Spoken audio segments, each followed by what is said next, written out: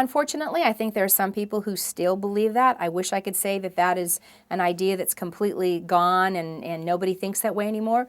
But I think if people would be completely honest, there are those who still think that. And all you have to do is look at, you'll see people still picketing with those kind of signs every once in a while, and it really makes me angry. And I have to say that I sort of fit into that category for a long time. Part of my ignorance was I didn't realize how big it was. I didn't understand how big the HIV problem was. And the part where I was just absolutely wrong was I thought that it was a gay man's disease, and in my view at that moment was that excused me for having to care. I was so wrong. I mean, I was completely wrong. And as I began to study and research, I realized, first of all, it's not a gay man's disease. More women than men are infected around the world. But I had to do some, in religious terms, I had to do some repenting.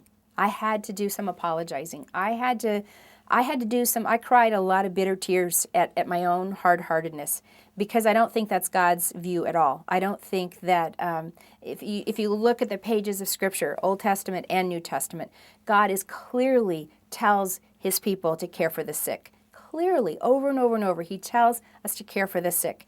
And when you get to the New Testament, you just won't ever find Jesus asking somebody, so tell me, how did you get sick? What did you do? Did you put yourself at risk? Did you do anything wrong that has led you to be sick? You just won't find it.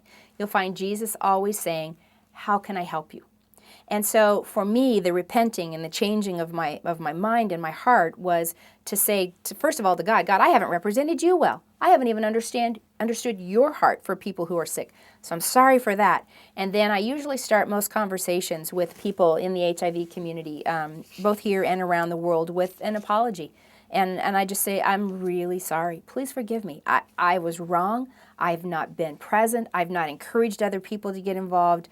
And I have a lot of making up to do. And it's really cool because every once in a while I'll find somebody that says, yeah, where you been? You know, where have you been?